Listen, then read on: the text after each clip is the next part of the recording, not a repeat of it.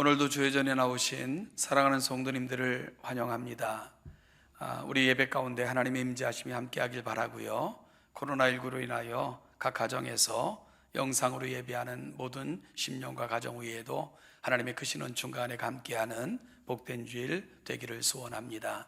같이 일어나셔서 하늘의 문을 여셔서 찬송하시며 예배의 자리로 함께 나아가겠습니다.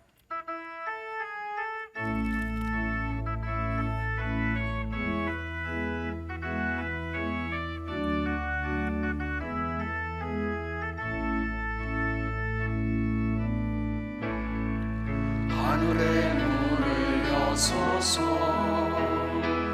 이곳을 주목하소서. 주를 향한 노래가 꺼지지 않으니 하늘을 열고 보소서. 이곳에 임재하소서. 주님을 기다립니다. 기도의 향기가 하늘에 닿으니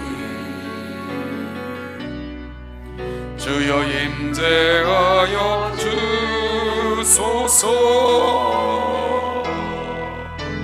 이곳에 오셔서 이곳에 앉으소서. 이곳에서 드리는 예배를 받으소서. 주님의 이름만이 오직 주의 이름만 이곳에 있습니다. 이곳에 오셔서 이곳에 앉으소서. 이곳에서 드리는 예배를 받으소서.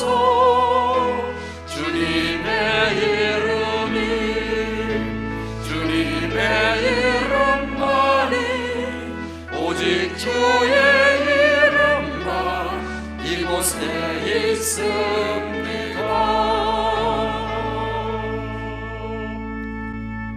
찬송과 영광을 홀로 받으시기에 합당하신 하나님 아버지, 독생자 예수 그리스도를 이 땅에 보내주시기까지 구속하사 사랑하신 자녀 삼으신 거룩한 백성들이 함께 모여 예배하는 자리 임재하사 영광을 받아주시고, 하나님의 거룩한 백성들이 살아가는 모든 삶의 자리는 동행하사 홀로 걷지 않도록 함께하여 주시기를 간절히 바라옵고 소원합니다.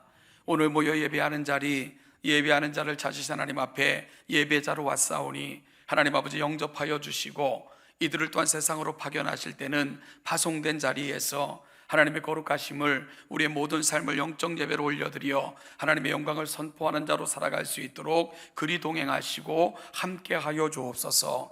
오늘도 하나님 아버지 전에 나오지 못해 가정에서 예배하는 심령들을 기억하사 그들이 모여있는 모든 곳이 거룩한 예배의 처소가 되게 하시고 하나님의 임재를 경험하는 자리가 되게 하시며, 그들도 또한 살아가는 모든 삶의 자리에서 하나님을 영화롭게 하는 자로 살기를 다짐하는 복된 예배의 자리가 되게 하여 주옵소서. 오늘도 이전에 모여 예배하는 어린 심정으로부터 시작하여 장년부에 이르기까지 하나님의 거룩한 은혜를 함께 경험하는 아름다운 공동체로 오늘도 주 안에서 복되고 귀한 안식을 누리는 귀한 주일이 되게 하여 주옵소서. 감사드리며 예수님의 이름으로 기도하옵나이다.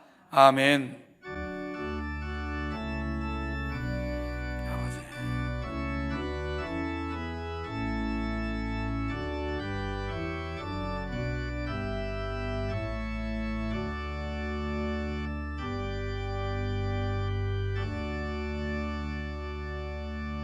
자리에 앉으셔서 하나님 앞에 올려드리는 기도의 시간입니다.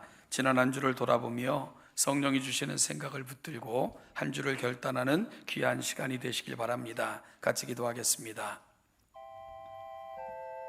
아버지, 이 복된 자리, 예배의 자리 너를 시작하게 하시니 감사합니다. 아버지,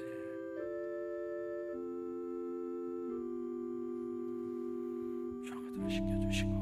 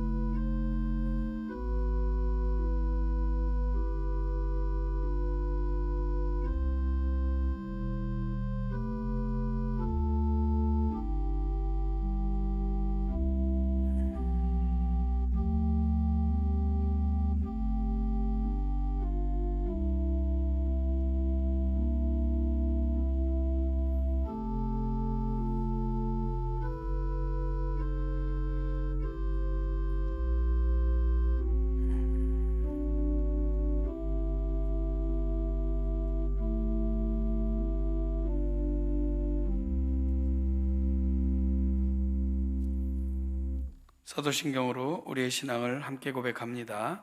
나는 전능하신 아버지 하나님 전지의 창조주를 믿습니다. 나는 그의 유일하신 아들 우리 주 예수 그리스도를 믿습니다. 그는 성령으로 잉태되어 동정녀 마리아에게서 나시고 본디오 빌라도에게 고난을 받아 십자가에 못 박혀 죽으시고 장사된 지 사흘 만에 죽은 자 가운데서 다시 살아나셨으며 하늘에 오르시어 전능하신 아버지 하나님 우편에 앉아 계시다가 거기로부터 살아있는 자와 죽은 자를 심판하러 오십니다. 나는 성령을 믿으며 거룩한 공교회와 성도의 교제와 죄를 용서받는 것과 몸의 부활과 영생을 믿습니다. 아멘.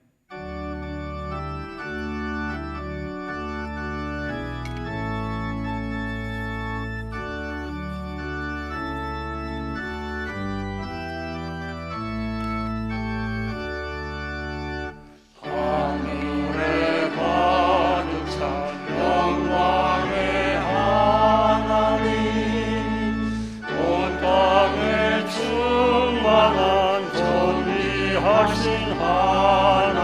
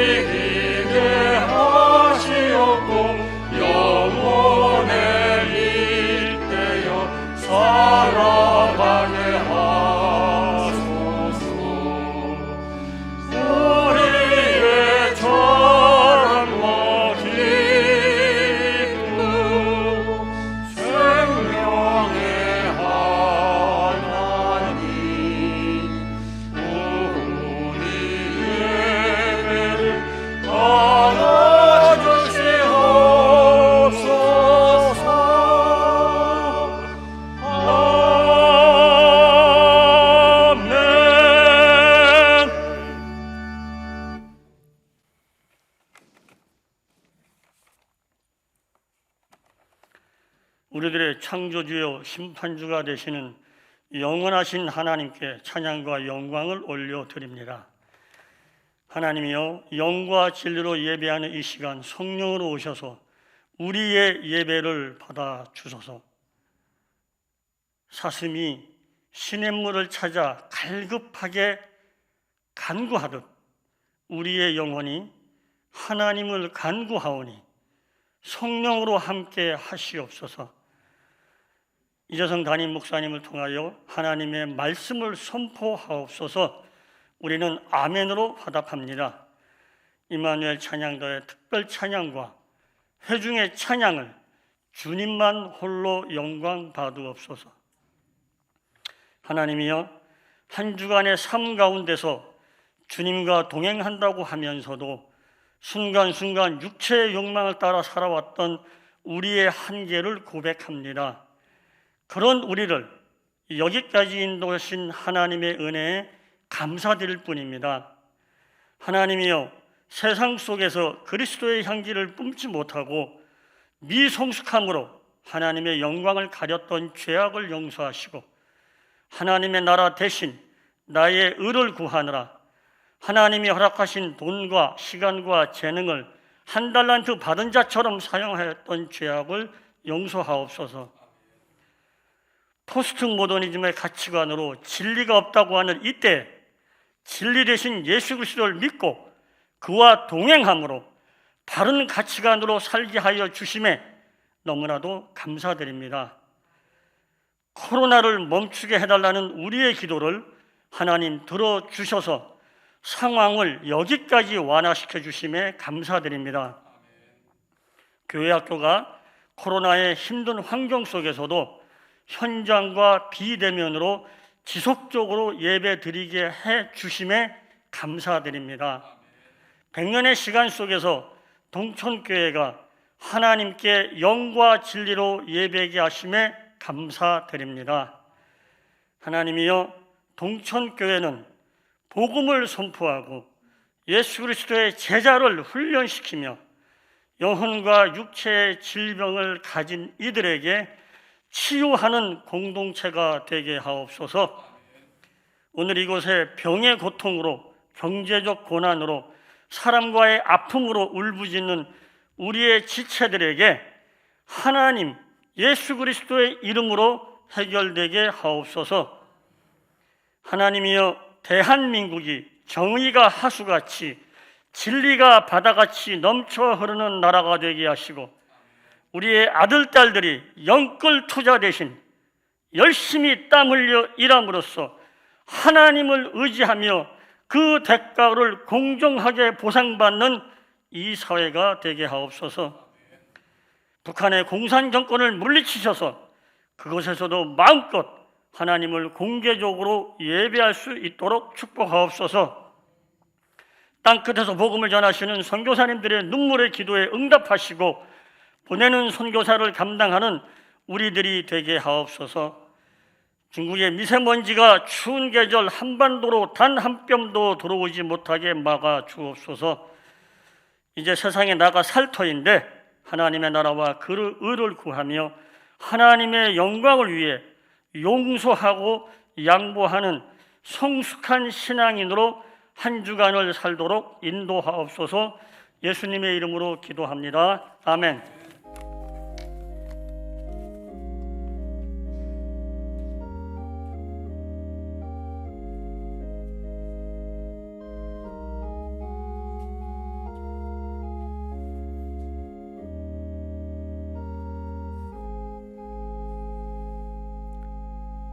우리의 신앙을 고백합니다. 준비한 예물과 마음을 함께 321장 1절 찬송하시며 봉헌하겠습니다.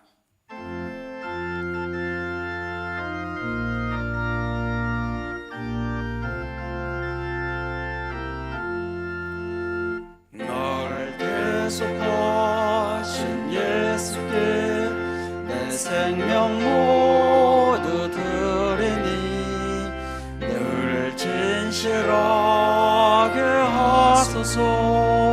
내 구주 예수여,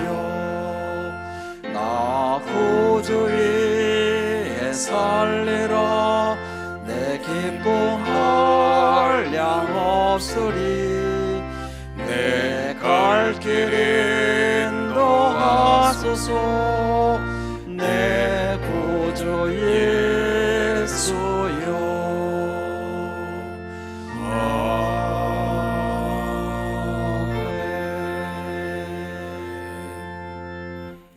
하나님 아버지, 준비한 예물과 함께 하나님께서 우리에게 베푸신 은혜를 담아 감사의 마음까지 함께 담아 올려드리오니 기쁘게 받아주시고 이 예물을 통해 하나님의 거룩한 나라를 이 땅에 이루어 가시기를 간절히 소원합니다.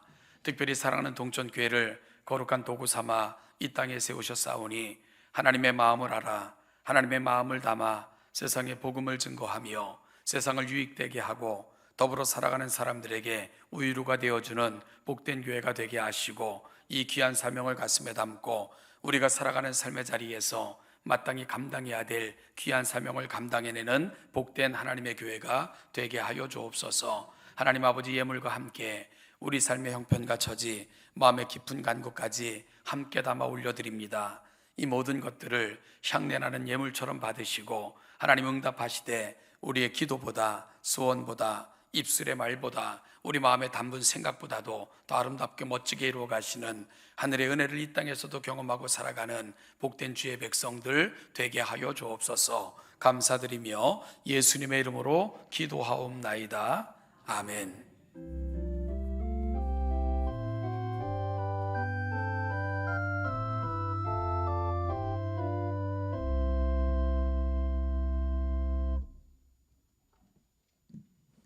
광고 시간입니다. 한 주간도 하나님의 은혜로 우리 성도님들 건강하게 다시 뵈어서 감사드립니다. 우리 서로 문안 인사 한번 하시죠. 반갑습니다. 자, 몇 가지 알려드리겠습니다. 감사하게도 11월 1일서부터 저희 예배 드리는데 대폭 코로나 기준이 완화가 됐어요. 주보를 참고해보시면요, 미접종자 포함 시 정규 종교활동 50% 가능, 접종 완료자 등으로만 구성될 때는 인원 제한이 없다고 하네요. 접종 완료자는 소모임, 찬양대 운영이 가능하며 수련회 등 행사도 모임 규정에 따라 가능하다. 요 자세한 내용은 아마 교회에서 추가로 안내가 나갈 겁니다. 참고하시길 바라고요. 헌금은 종전대로 온라인과 또 직접 하는 두 가지로 계속하겠습니다. 수험생들을 위해서 우리가 함께 기도해 주세요. 보시면 명단이 6명 명단이 있습니다. 심은대로 거둔다는 게 성경의 원리입니다. 공부 하나도 안 하고 기도한다고 되는 게 아니잖아요. 그러니까 우리 아이들이 최선을 다해서 좋은 컨디션으로 될 수 있도록 기도해 주시길 바랍니다. 저희 동천 유치원에서 원화를 모집합니다. 영아나 유치원 아이들은 앞으로 차세대 교육에 가장 중요한 기초가 됩니다.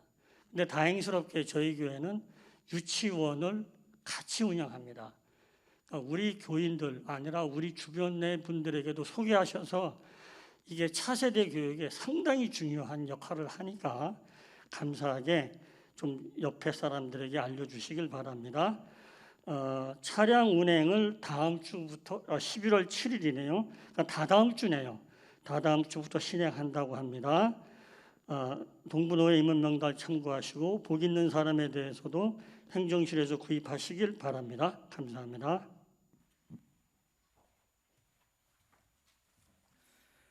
네, 우리 장로님 광고하신 것처럼 11월 1일 오늘부터 시행되는 종교 관련 시설 미접종자 포함 시 정규 종교활동 50%, 저희 교회가 800명까지 앉을 수가 있어요. 그래서 50%로 할지라도 400명까지 예배가 가능하고요.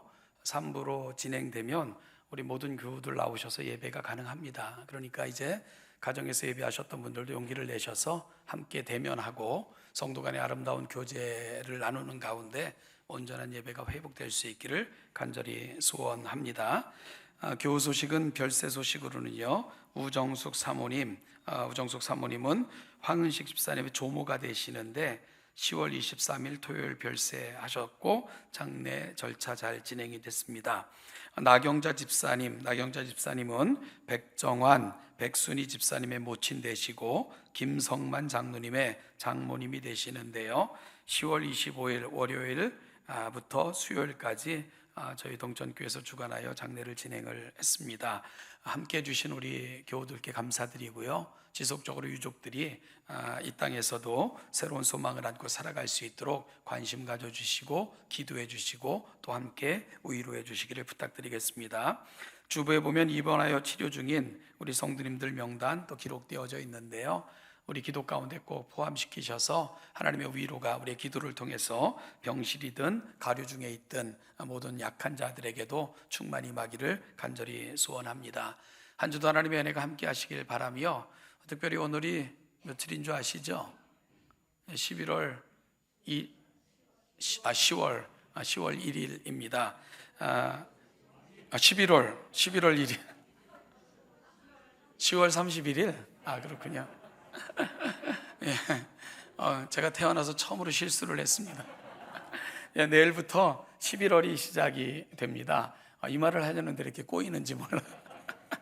예, 이제 정말 그 한 해에 10개월이 지나가고 있고요. 내일부터 이제 2달 정도 남았는데 아름다운 마무리, 또 2021년이 코로나만 기억되는 게 아니고 우리 안에 좋은 추억들의 페이지들로 그렇게 남을 수 있도록 남은 시간들이 우리 가운데 주어지기를 소망하며 이 마음을 담아 옆 사람 좀 축복했으면 좋겠습니다. 11월 한 달 동안도 행복하시고 또한 건강하시기 바랍니다. 이렇게 한번 인사할까요?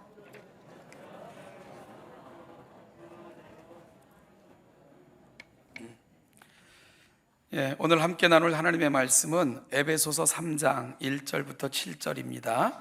에베소서 3장 1절부터 7절 말씀을 교독하는 방법으로 같이 읽겠습니다. 제가 먼저 1절을 읽습니다. 이러므로 그리스도 예수의 일로 너희 이방인을 위하여 갇힌 자 된 나 바울이 말하거니와 너희를 위하여 내게 주신 하나님의 그 은혜의 경륜을 너희가 들었을 터이라. 곧 계시로 내게 비밀을 알게 하신 것은 내가 먼저 간단히 기록함과 같으니 그것을 읽으면 내가 그리스도의 비밀을 깨닫는 것을 너희가 알 수 있으리라. 이제 그의 거룩한 사도들과 선지자들에게 성령으로 나타내신 것 같이 다른 세대에서는 사람의 아들들에게 알리지 아니하셨으니 이는 이방인들이 복음으로 말미암아 그리스도 예수 안에서 함께 상속자가 되고 함께 지체가 되고 함께 약속에 참여하는 자가 됨이라. 같이 읽죠. 이 복음을 위하여 그의 능력이 역사하시는 대로 내게 주신 하나님의 은혜의 선물을 따라 내가 일꾼이 되었노라. 아멘. 우리 임마누엘 찬양대 김수경 자매님 하나님 앞에 찬양 올려드리겠습니다.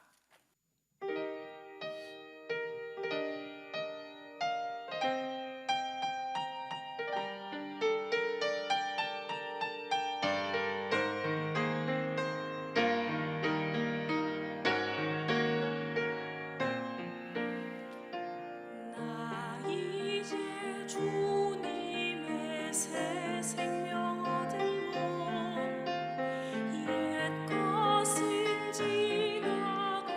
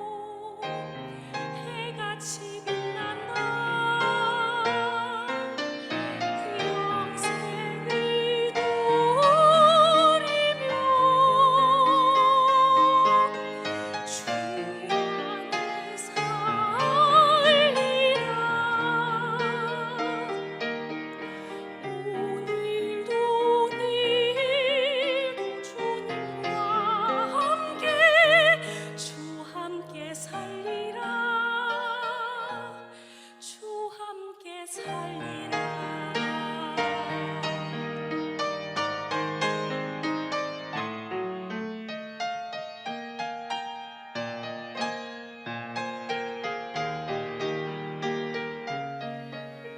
산천도 초목도 새 것이 되었고 죄인도 원수도 친구로 변한다. 새 생명 얻은 자 영생을 누리니 주님이 오신 날 새하늘이로다. 나 이제 주님이 새 생명 얻은 옛 것은 지나고 새 사람이로다. 그 생명 내 맘에 해같이 빛난다. 주 함께 살리라. 주 함께 살리라. 나 이제 주님의 새 생명 얻은 옛 것은 지나고 새 사람이로다. 그 생명 내 맘에 해같이 빛난다. 주 함께 살리라. 주 함께 살리라.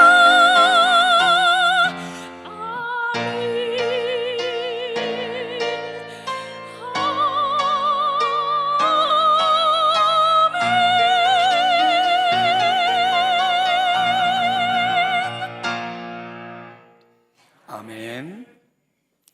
네, 너무 아름답고 행복한 찬양 대단히 감사합니다. 새 생명 얻은 자로 우리의 모든 삶도 하나님의 영광이 되기를 간절히 소망합니다. 다시 한번 감사합니다. 기도하겠습니다. 하나님 아버지, 새 사람이 되었음을 우리 입술로 고백하며 그러기에 하나님을 찬양하는 삶을 살겠다고 다짐케 하시고 다짐을 담고 이 한 주를 시작하게 하시니 감사합니다. 말씀을 가슴에 담고 말씀이 인도하시는 바를 좇아 우리가 살아가는 모든 삶의 자리가 영적인 하나님의 나라가 되어 하나님의 영광을 선포하는 자리들이 되게 하옵소서. 감사드리며 예수님의 이름으로 기도하옵나이다. 아멘.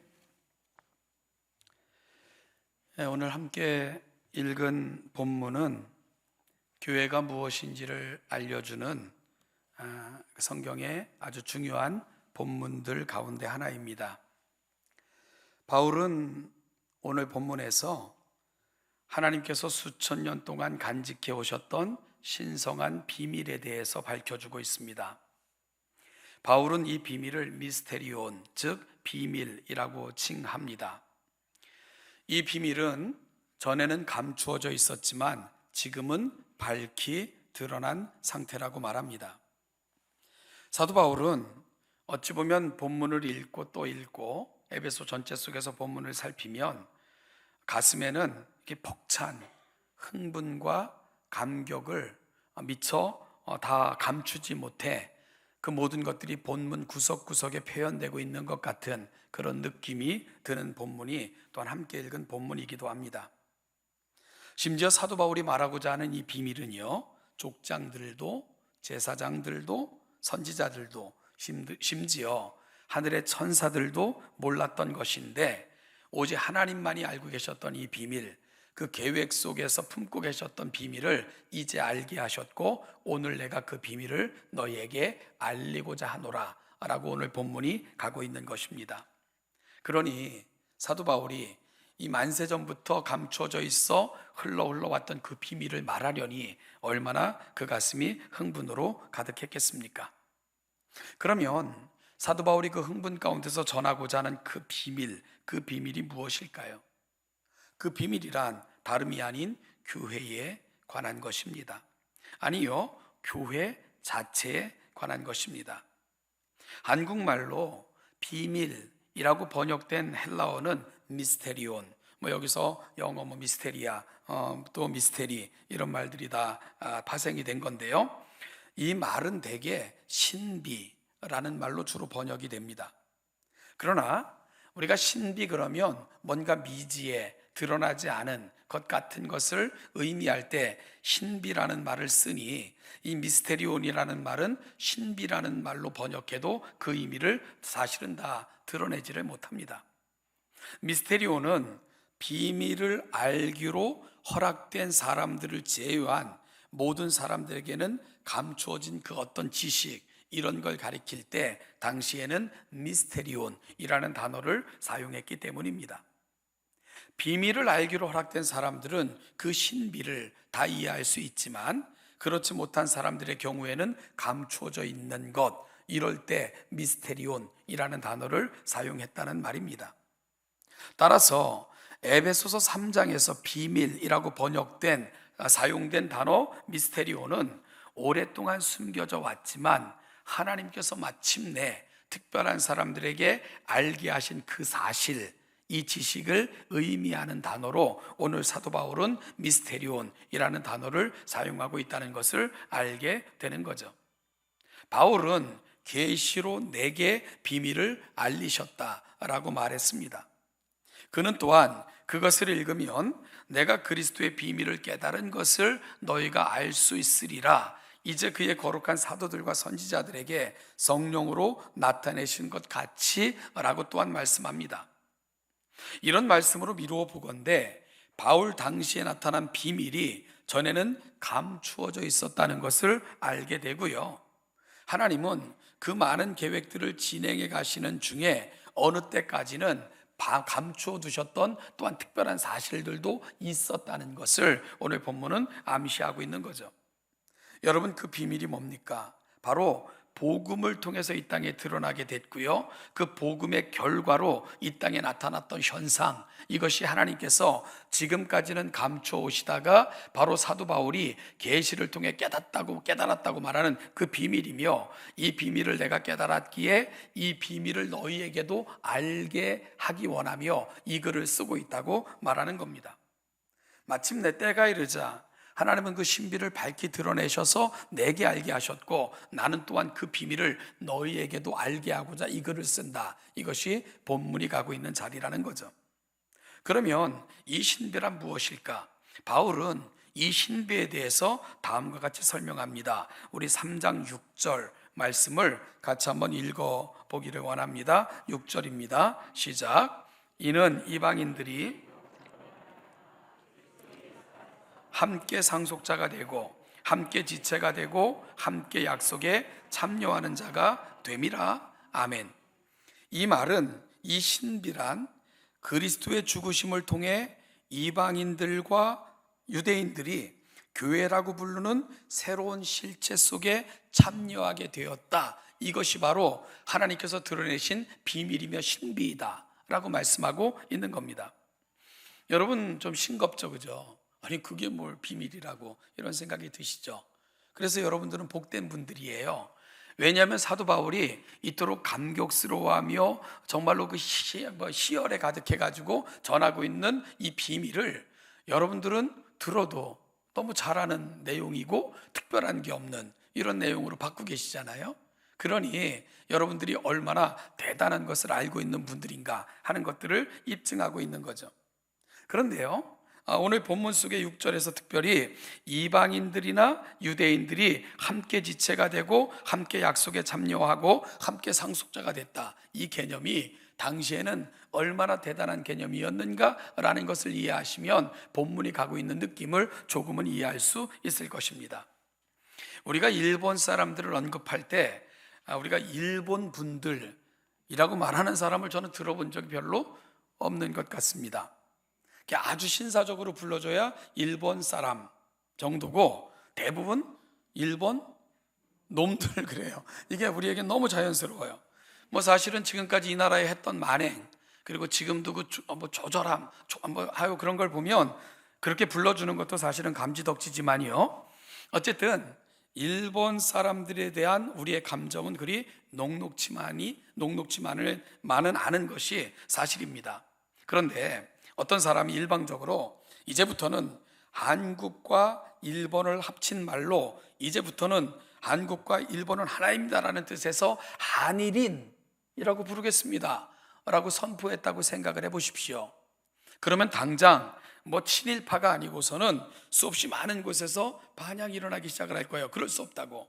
어떻게 일본과 우리가 하나냐고, 어떻게 일본과 우리가 하나가 되어 한일인이라고 부를 수 있냐는 엄청난 저항에 부딪히게 될 것입니다. 여러분, 당시가 그랬다는 거예요. 유대인들과 이방인들은 결코 섞일 수 없는 그러한 부류들로 그렇게 이해되었던 것이 사도 바울이 이 복음을 전할 당시의 상황이었다 말씀드리고 있는 겁니다. 그런데 사도 바울이 어떻게 말하고 있습니까? 바울은 유대인과 이방인들이 함께 지체가 되어 교회를 구성하게 된 한 몸이다 라고 선언하고 있는 것입니다. 한 몸이 되었다는 선언입니다. 하나님이 새 언약을 세우셨다는 것, 곧 모든 민족을 함께 모아 교회라고 부르는 제3의 인류를 만드셨다 하는 것이 오늘 본문이 가고 있는 자리입니다. 그러니까 마치 한국과 일본은 하나고 한 몸입니다, 그래서 지금부터 우리는 한일인이라고 부르겠습니다 라는 것보다도 훨씬 더한 충격으로 당시 이 말들이 그 당시 사람들에게 이해되어졌을 거다 짐작이 되는 부분입니다. 그럼에도 불구하고 사도 바울은 하나님은 새 시대를 여셨고 새로운 공동체를 만드셨습니다. 그 안에서는 유대인이나 헬라인이나 종이나 자유자나 남자나 여자 없이 다 그리스도 예수 안에서 하나이고 한 몸입니다 라고 표현하는 것, 오늘 사도 바울은 그 비밀을 말해주고 있는 것입니다. 그래서 존 스토어트라는 신학자는 새 언약을 근거로 새롭게 건설된 공동체를 향하여 뉴 소사이어티, 새로운 사회라고 불렀고요. 그래서 존 스토어트라는 사람이 이 신약 성경을 많이 주석을 했는데, 그가 주석한 모든 신약 성경의 주제는 뉴 소사이어티, 새로운 사회가 존 스토어트라는 사람이 주석한 모든 주석의 제목으로 등장하는 것도 바로 그러한 연유입니다.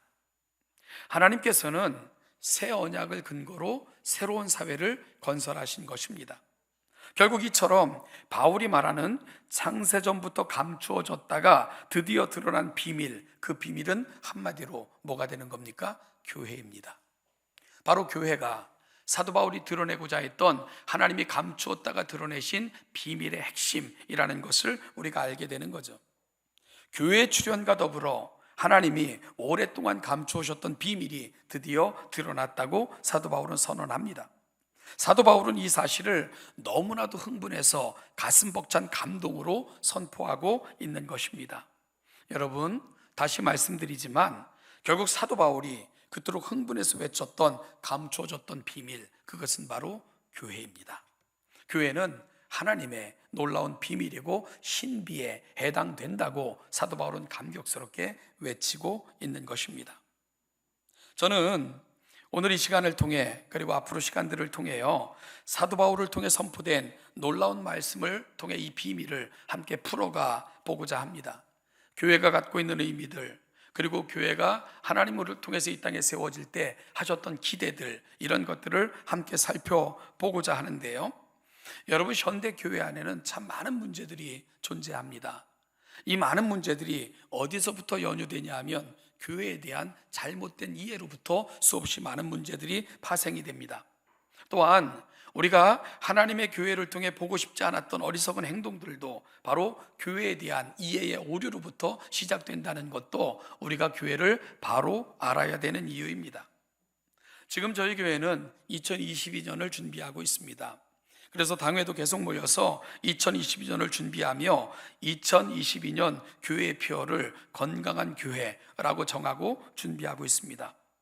동천교회가 이 시대 정말 건강한 교회로 세워지길 바라며 정말 시대의 사명을 감당하고요, 또한 이 교회가 이곳에 세워진 역사적 사명뿐만이 아니라 정말로 하나님의 거룩한 복의 도구가 되길 원해서는 우리 교회가 건강한 교회로 세워질 필요가 있기 때문입니다. 그런데 건강한 교회로 세워지려면 교회가 뭔지에 대해 분명히 알아야 됩니다. 그리고 또한 부름받은 교회가 가야 될 방향이 어딘가를 우리가 놓치지 말아야 되고요, 하나님께서 왜 이 땅에 교회를 세우셨는가 하는 것에 대한 분명한 이해에 이를 때 우리는 비로소 건강한 교회를 세울 수 있게 됩니다. 따라서 건강한 교회로 가려면 교회에 대한 정확한 이해, 고백이 무엇인가를 이해하는 것은 그래서 매우 중요합니다. 자, 그래서 저는 오늘 사도 바울이 그토록 감격스럽게 감춰져 있던 그 비밀이 이 땅에 드러났는데 그 비밀은 교회다라는 이 표현을 통해서 그렇다면 사도 바울이 비밀이라고 선포한 교회는 어떤 곳인가 하는 것을 오늘 본문을 중심으로 살펴보려고 합니다. 사도 바울이 신비한 비밀이라고 선포한 교회, 그 교회는 어떤 곳입니까? 첫째는 교회는 하나님의 은혜의 경륜의 결과라고 표현합니다. 하나님의 은혜의 경륜의 결과.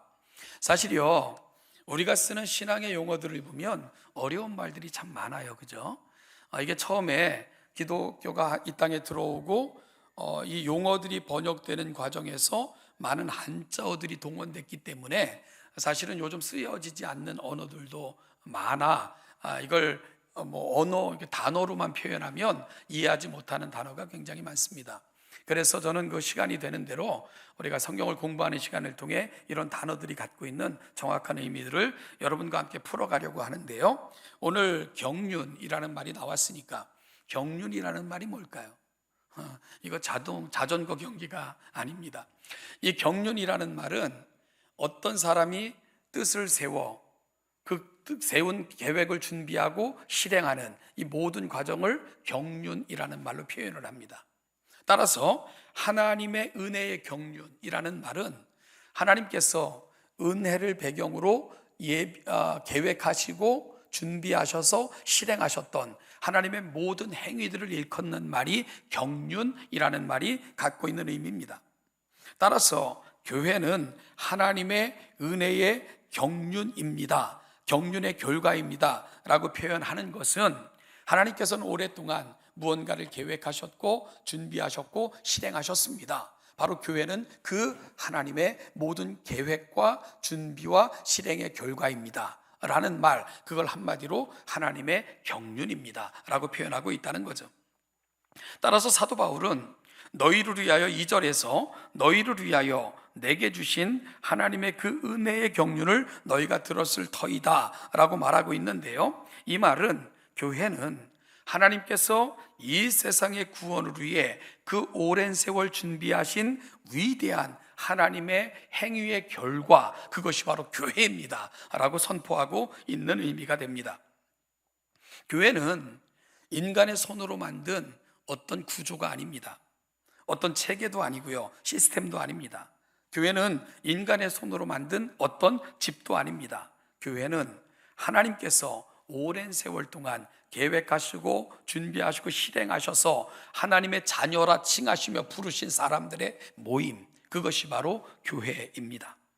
따라서 교회는 부름받은 사람들 그 자체가 바로 교회입니다. 교회는 결코 건물이나 조직이 아닙니다. 주님을 알고 그리스도에 의해 함께 모이게 된 사람들, 그래서 그 하나님을 아버지라 부르게 된 사람들, 예수님을 나의 주님이요 성령님을 나의 인도자라는 동일한 고백을 안게 된 사람들, 그들이 바로 교회라는 말이 갖고 있는 의미입니다. 그리고 이 교회에 대해 사도 바울은 우리가 읽은 본문처럼 아주 놀라운 고백을 함고 있는 거죠. 6절 말씀인데요, 여러분 너무 중요하니까 한 번 더 같이 읽어볼까요? 3장 6절입니다 시작. 이는 이방인들이 그리스도 예수 안에서 함께 상속자가 되고 함께 지체가 되고 함께 약속에 참여하는 자가 됨이라. 아멘. 지금도 하고 있는지 모르겠는데 제가 자주 처음부터 끝까지 본 적도 없는 것 같지만 이 TV 프로그램 중에 보면 선을 넘는 녀석들, 그래서 일명 선녀들이라고 이름 붙여진 그런 프로그램이 있었는데요, 국경의 선, 그 다음에 분단의 선, 시간의 선을 넘으며 살아있는 역사 배움 여행의 진수를 보여준다 라는 의미, 그런 취지로 기획된 프로그램이다 라고 이제 이 프로그램을 만난 사람들은 그 프로그램에 대해서 설명을 하더라고요. 그들은 다양한 역사적 사실이나 아니면 어떤 사건이 벌어졌던 지역을 탐방하면서 살피면서 그것들이 갖는 의미, 그리고 또한 그 속에서 되어졌던 사건들을 살핌으로 오늘을 향한 도전, 오늘을 향한 교훈으로 삼고자 그들은 그와 같은 시간들, 그와 같은 기획들을 진행하는 것을 그렇게 살펴볼 수 있었습니다. 여러분, 저는 교회가 어떤 곳인가? 저는 그 프로그램의 명을 좀 빌린다면 교회는 바로 선을 넘은 사람들의 모임이다, 이렇게 한번 정의해 보면 어떨까 생각을 해봤습니다. 자, 우리가 6절을 읽었는데요, 제가 자주 하는 질문, 6절을 읽어보시니까 가장 자주 등장하는 단어가 뭡니까? 가장 많이 빈번하게 나타나는 단어가 뭐죠? 함께라는 단어입니다. together, 영어로 인데요. 여러분, 이 함께라는 말은 언제 쓰이죠? 함께가 가능하려면 선을 지워야 됩니다. 쌓았던 담이 무너져야 됩니다. 그럴 때 함께라는 말이 사용되고요, 그럴 때 우리는 공동체라는 말을 사용할 수 있는 겁니다. 우리는 프로그램명에서도 살펴본 것처럼 세상도 선을 넘어야, 선을 지워야 오늘을 볼 수 있다고 이야기를 합니다. 여러분, 교회도 마찬가지예요. 교회도 선을 넘어야만, 선을 지워야만 함께가 보이는 거죠. 그리고 여기 앉아 계신 분들은 바로 그 선을 지우고 넘은 분들이기 때문에 여기 앉아 있게 되신 겁니다. 그렇다면 여러분들이 지워낸 그리고 넘은 벽과 선이 뭡니까? 연령, 그죠? 교회는 다양한 연령이 함께 이 자리에 모여 있습니다. 이런 공동체는 세상에 흔하지 않아요. 지역의 선, 우리는 살아가는 지역도 다 달라요. 계층의 선, 또한 우리는 다른 국적을 가진 분들도 있습니다. 국경의 선도 넘었죠. 그래서 우리는 교회라는 공동체 속에 함께 앉아 있게 된 것입니다. 선을 지웠고 선을 넘었고 쌓은 벽들을 부쉈기에 우리는 함께라는 그 공동체의 개념으로 오늘 여기에 모여 있게 된 겁니다. 그래서 교회는 선을 지운 사람들이죠. 담을 넘은 사람들, 담을 허문 사람들, 교회는 그런 의미를 담고 있는데, 바로 어떻게 선을 지웠는가, 어떻게 담을 넘었는가? 예수 그리스도, 그분이라는 공통점으로 우리는 선을 지웠고 담을 넘어 오늘 여기에 함께 앉게 있게 된 것입니다. 여러분, 주님의 십자가 사건이 그런 것 아닙니까? 주님은 친히 화목제물이 되셨다고 자신을 소개하셨습니다. 화목제물이 뭐죠? 하나님과 우리 사이에 막힌 담을 허셨다는 의미입니다. 그분이 친히 정말로 성전의 휘장이 되셔서 자신의 육체를 찢으심으로 하나님께 자유롭게 나아갈 수 있는 길을 내신 거예요. 담을 헐고 말이죠. 그런가 하면은 오늘 본문에서 그 예수 그리스도 안에 있는 사람들이 했던 위대한 일, 그들은 계층의 벽을 넘은 겁니다. 그리고 또한 국경의 선을 지운 것입니다. 그리고 그들이 겹겹이 쌓아놨던 아담의 범죄 이후로 세상에 쌓았던 담들, 그 정말로 여기저기 그어놨던 그 선을 지우고 담을 뛰어넘었기에 교회라는 공동체가 하나님 앞에 세워지게 됐다는 것을 사도 바울은 선언하고 있는 거죠. 그런데 이상해요. 여러분, 주님께서는 십자가에서 자신의 몸을 성전 삼아 찢어내심으로 하셨던 담들, 그리고 하나님께서 그 지우셨던 인종, 계층, 자유자, 또 노예, 이 모든 것을 다 선을 지워가시며 설악하셨던 이 아름다운 공동체가 훼손되어지고 다시 선을 긋고 다시 담을 쌓는 일들이 현대교회에서 자행되고 있다는 거예요. 그래서 우리는 3일 기도회 때 살펴봤던 야고보서를 보더라도 이미 교회 안에는 물질을 인한 차별이 생겨났고요, 현대교회는 지역으로 나뉘고 그것은 곧 정치 성향과 연결돼서 다시 선이 되고 팔을 만들어 선을 긋고 이런 일들을 교회는 자행하고 있는 것 아닌가, 우리는 조심스럽게 오늘 교회를 들여다볼 수밖에 없는 거죠. 어느 역사학자가 담을 쌓는 나라는 망했고 길을 내는 민족은 흥했다라고 평가했습니다. 중국의 진시황, 만리장성을 쌓으면서 그것이 그에게 영원한 안정과 자신의 부귀영화를 지켜줄 줄로 착각을 했습니다. 그래서 산 가득하게 담을 쌓죠. 결과는요, 그 나라는 한 세대를 가지 못하고 그대로 무너지고 말았습니다. 사랑하는 여러분, 담을 쌓거나 선을 그은 그 지역이, 그런 민족이, 그런 나라가 잘 될 수가 없어요. 교회 안에 겹겹이 담이 쌓여가고 선이 그어지기 시작하면 교회도 바로 설 수 없습니다. 성장하는 것 더더욱 안 됩니다. 무엇보다도 선이 그어지기 시작하고요, 담이 쌓아지기 시작하면 심각한 상처와 신앙의 상실만이 그 공동체 속에 찾아오게 됩니다. 그래서 주님께서는 누군가를 실족하게 하는 자는 차라리 그 자의 목에 연자맷돌을 메어 물에 던지는 것이 차라리 낫다라고까지 말씀하신 것, 이 심각한 경고를 우리는 들을 수 있어야 됩니다. 선을 긋고 담을 쌓는 이들은 누군가를 실족하게 만들 그러한 여지가 참으로 많기에 이 주님의 이 경고하심 앞에 우리는 겸허하게 설 수 있는 그러한 마음들이 있어야 된다는 겁니다.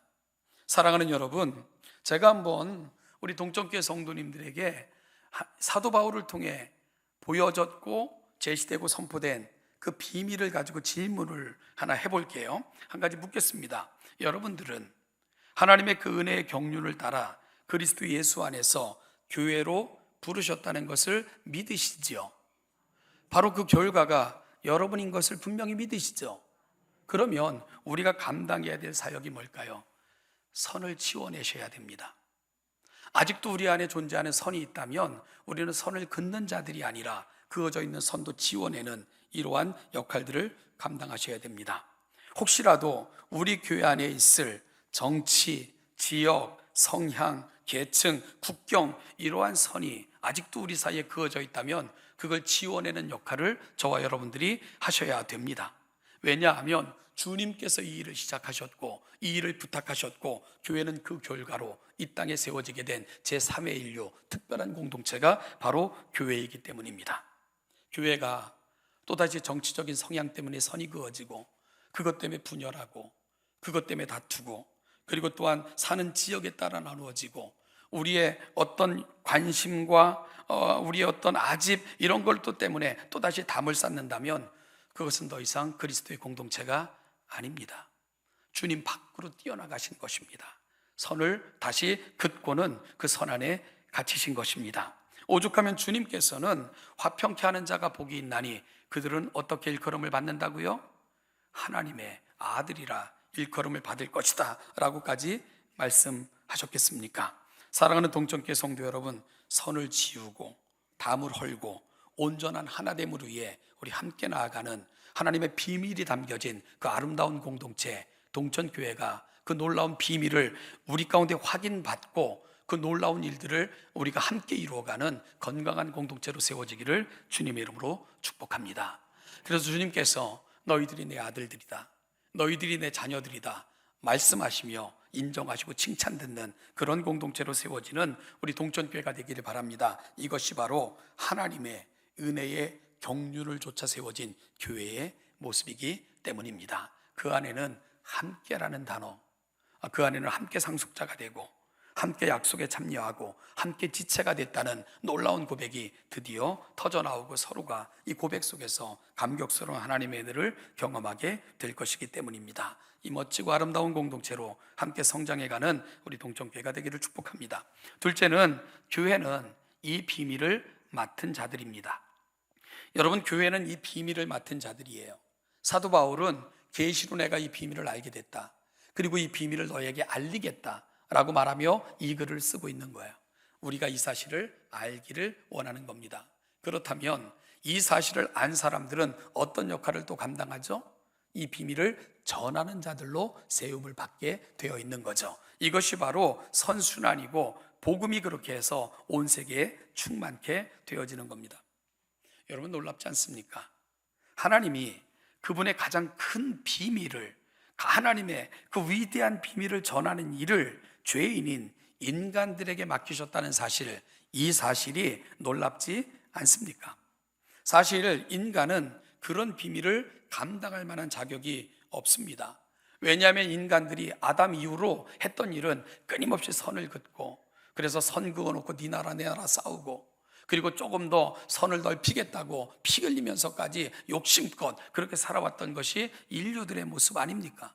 그리고 지금도 그 욕심껏 사람을 죽이면서까지 뭔가 더 얻으려고 하는 선을 긋는 이들은 지금도 계속되고 있고요. 얼마나 많은 담을 쌓습니까? 계층이 다르다고, 지역이 다르다고 담을 쌓고는요, 그 담을 넘어오지 못하게 했던 것이 지금까지 인간들이 했던 일이에요. 그런데 비밀은 그 담을 헐었고 비밀은 그 선을 지웠다는 거예요. 그렇게 함께한 놀라운 공동체 제3의 인류를 교회로 삼으셔서 세우셨다는 거죠. 그런데 하나님께서는 정말로 아무리 생각해도 선을 긋는 데만 익숙하고 담을 쌓는 데만 익숙했던 사람들임에도 불구하고 우리에게 비밀을 맡겨주셨다는 거예요. 심지어 사도 바울은 8절 9절에서 다음과 같이 고백을 합니다. 우리 8절 9절 오늘 본문 뒤 바로 후편인데요, 같이 한번 읽어볼까요? 시작. 모든 성도 중에 이 은혜를 주신 것은 측량할 수 없는 그리스도의 풍성함을 이방인에게 전하게 하시고 영원부터 만물을 창조하신 하나님 속에 감춰졌던 비밀의 경륜이 어떠한 것을 드러내게 하려 하심이라. 아멘. 바울의 고백 속에는 모든 감사와 깊은 감격이 담겨져 있습니다. 바울은 먼저 모든 성도 중에서 지극히 작은 자보다 더 작은 나가 나라고 그렇게 자신을 고백합니다. 그런데 그런 자신을 하나님은 어떻게 하셨다고요? 7절 말씀에 보면 이 복음을 위하여 그의 능력이 역사하시는 대로 내게 주신 하나님의 은혜의 선물을 따라 내가 일꾼이 되었노라. 사도 바울은 자신을 일꾼 삼으신 하나님 앞에 너무너무 감격스러워하며 감사하는 마음으로 이 사실을 고백하고 있습니다. 여러분 생각을 해보시죠. 누군가에게 비밀을 맡긴다는 것, 누군가에게 비밀을 전달해 달라고 부탁하는 것, 어떤 사람들에게만 그 일을 맡기나요? 신뢰할 만한 사람들에게만 비밀을 말해요. 그리고 누군가에게 이 얘기 전해줘, 꼭 전해줘야 돼, 너무 중요해 라고 부탁을 하는 사람 역시 신뢰할 만한 사람에게만 그렇게 합니다. 또한 내가 믿고 맡길 만한 능력이 있는 사람들에게만 그와 같은 것을 부탁합니다. 사도 바울의 고백이 거기에 가 있는 거예요. 하나님이 나를 교회 일꾼 삼으셨다, 이 비밀을 전하는 자로 부르셨다, 하나님이 나를 신뢰하신 것, 하나님이 나를 믿어주신 것이라고 그는 고백을 하는 거예요. 여러분 교회 일꾼으로 부름받는 거 그거 결코 작은 일 아닙니다. 하늘의 하나님, 그분이 우리들을 믿어주시는 거예요. 그분이 우리를 신뢰하시는 것입니다. 그래서 가장 귀한 것, 아들을 보내시면서까지 이 세상에 보여주고 싶었던 그 하나님을 이 세상에 보여달라고 저와 여러분들을 하나님을 대리하여 세상으로 파송하시는 거예요. 이것이 바로 교회의 일꾼으로 부름받은 영광이고 특권이고 감사라는 것. 오늘 그래서 사도 바울은 내가 일꾼 된 것은 하나님의 은혜의 선물을 따라 된 것입니다 라는 고백에 이르는 것, 우리가 결코 놓쳐서는 안 됩니다. 하나님 우리를 위대함으로 초청하신 거고요, 우리를 가장 신뢰할 만한 대상으로 하나님 앞에 세우셨다는 것, 이것이 바로 일꾼된 사람들이 놓치지 말아야 될 고백입니다. 저는 가끔 엉뚱한 생각을 좀 해봐요. 이런 생각을 합니다. 차라리 하나님께서 예수님이 이 땅에 오셨을 때 가브리엘 천사를 보내시고 마지막 날 미가엘 천사를 보내셔서 우리와 같은 그런가 하면 하나님의 특별하신 방법으로 이 복음을 전하고 이 놀라운 비밀을 세상에 드러내셨다면 세상이 좀 더 신기 여기면서 이 복음을 듣지 않았을까? 그러면 좀 더 효과적이지 않았을까? 왜 우리를 사용하실까? 라는 생각을 종종 해보기도 합니다. 여러분 사도 바울의 고백처럼 성도 중에서 지극히 작은 자, 아무리 생각해봐도 저도 그 고백 이상으로 나아갈 수가 없거든요. 그럼에도 하나님은 이 비밀을 왜 우리에게 맡기셨을까? 이런 생각을 해봐요. 왜 천사들이 아니고 우리에게? 왜일까요? 천사들은 십자가의 은혜를 경험하지 못했기 때문입니다. 천사들은 구원의 감격이 없어요. 그리고 구원에 대한 절박함도 없습니다. 그들은 절망과 상실 그리고 영원한 심판에 처해 보지도 않았습니다. 그러니 아들을 이 땅에 보내시면서까지 세상을 사랑하시고 우리를 자녀 삼기 위해 그 독생자를 십자가에 우리 죄에 대한 대가로 지불하여 내어주시고 독생자를 버리시면서까지 우리를 양자 삼으신 이 하나님의 가슴, 그 하나님의 가슴에 담겨진 사랑, 그 애절함, 이것을 전할 수 있는 사람들, 그들은 누굴까요? 이 사랑을 경험해 본 사람들만 전할 수 있는 거예요. 이 사랑을 경험해 본 사람들만 느낄 수 있는 거예요. 그래서 하나님을 보여줄 수 있는 사람들은 그 하나님의 사랑에 감격하여 하나님의 그 십자가 사건이 나 때문임과 나를 위한 하나님의 놀라운 사랑의 결과라는 것을 알고 고백하고 믿는 사람들, 그들만이 이 복음을 세상에 전할 수 있는 유일한 도구가 될 수 있는 겁니다. 그래서 하나님께서는 교회에게 하나님을 아버지라 부르는 그분의 자녀들에게 이 일을 맡기셨습니다. 따라서 하나님의 비밀인 복음을 전하여 또 다른 그분의 가족을 부르는 일은 가족들만이 감당할 수 있기에 하나님은 가족들에게 이 일을 부탁하신 것입니다. 하나님의 가족, 그들이 누굽니까? 바로 교회입니다. 그래서 교회는 신비하고 놀랍고 소중한 이 땅에 세우신 유일한 하나님의 가족 공동체입니다. 따라서 복음 증거는 특권입니다. 여러분, 복음 증거는 그분의 자녀들이기에, 그분의 자녀이기에 할 수 있는 유일한 일, 그것이 바로 그분의 놀라운 비밀을 이 땅에 전하는 것입니다. 복음 증거는 만세전부터 감추어졌던 하늘의 하나님의 비밀을 세상에 알려주는 것으로 그분의 거룩한 백성들을 부르시는 것이기에 하늘 하나님의 가족이 된 그 사람들만이 이것을 사명으로 알고 이것이 아버지를 기쁘게 하시는 일이기에 기꺼이 감당할 수 있는 유일한 일, 그것이 있다면 바로 비밀을 세상에 전하는 것이지요. 그래서 복음을 전하는 사람들은 하나님의 자녀라는 증거입니다. 복음을 증거할 수 있다는 것은 우리가 그분의 가족이라는 특별한 이해에 이르렀다는 것을 의미하는 놀라운 은혜이고 감격인 것을 우리가 함께 기억할 수 있기를 소원합니다. 오늘 사랑하는 동천교회가 사도 바울이 비로소 알게 되었기에 그토록 전하고 싶어 했던 이 복음의 비밀을 바로 이해할 수 있는 아름다운 공동체가 되기를 간절히 소원합니다. 사랑하는 여러분, 여러분들은 우연히 이 자리에 앉게 되신 분들이 아닙니다. 만세전부터 계획하신 그 하나님께서 준비하시고 또 준비하셔서 이 땅에 예수를 보내주시고 그 예수로 말미암아 하나님과 우리 사이에 막힌 담을 하시고 그리고 우리 사이에 놓여졌던 모든 선을 지우심으로 그렇게 함께라는 개념으로 이 자리에 앉게 하신 특별한 공동체, 바로 저와 여러분들임을 오늘 이 시간 본문을 통해서 감격스럽게 이해하고 가슴에 담는 복된 이 아침이 되시기를 주님의 이름으로 축복합니다.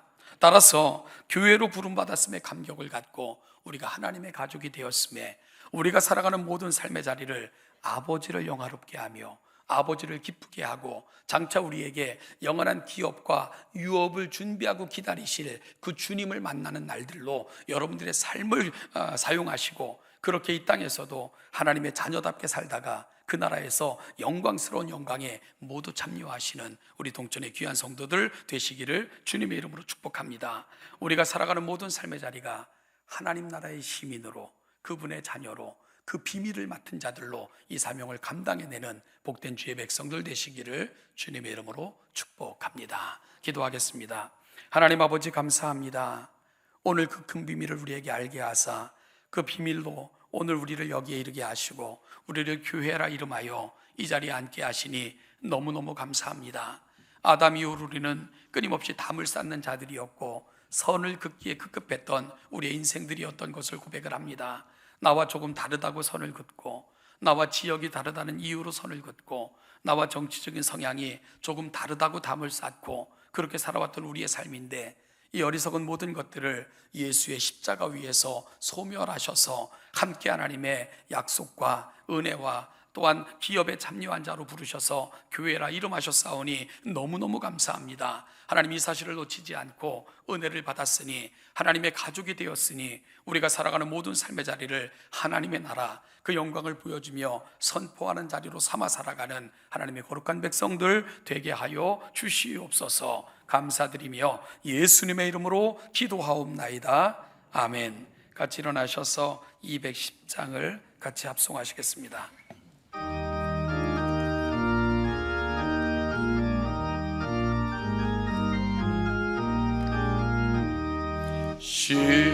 시온성과 같은 교회 그의 영광 하나다.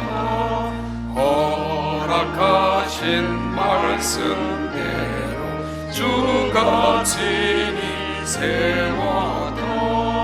반석 위에 세운 교회 흔들져가 누구랴.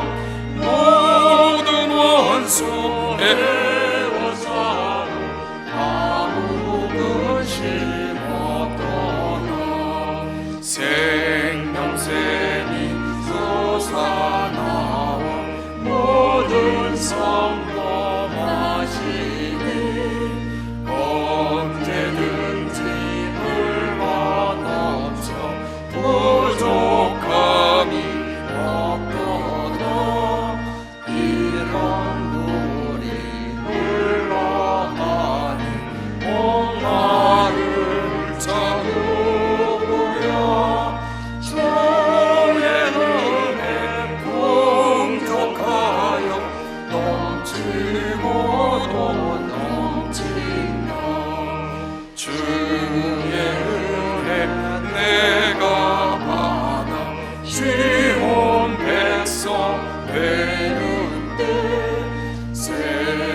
사람 비방해도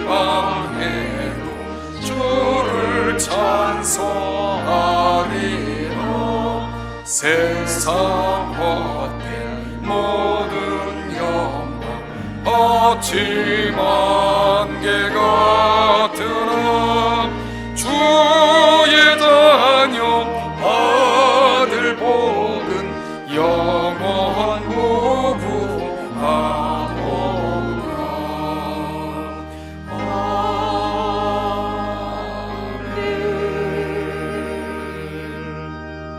교회의 머리가 되시는 우리 주 예수 그리스도의 은혜와 그 아들을 우리 죄에 대한 대가로 내어주사 그 영원 전부터 계획하셨던 아름다운 구속의 경륜을 우리 가운데 행하심으로 자녀 삼으신 아버지 하나님의 은총과 그 은혜를 우리의 은혜 되게 하사 오늘 함께 영원한 유업을, 약속을, 기업을 받은 자들 이 땅에 부르신 성령 하나님의 은혜가 이 비밀 가운데 우리가 하나님의 가족이 되었고 이 비밀을 맡은 자들이 되었으니 세상을 유익되게 하며 세상이 생명에 참여하게 되게, 또한 세상이 하나님의 가족이 되게 하는 일에 그 가족으로서의 이 사명 감당하길 소망하며 이 자리에 있는 우리 동촌의 모든 사랑하는 성도들과 이들의 가정 행하는 모든 일마다 이 은총과 이 은혜가 이제부터 영원까지, 그 영원까지 함께 하시기를 축원하옵나이다.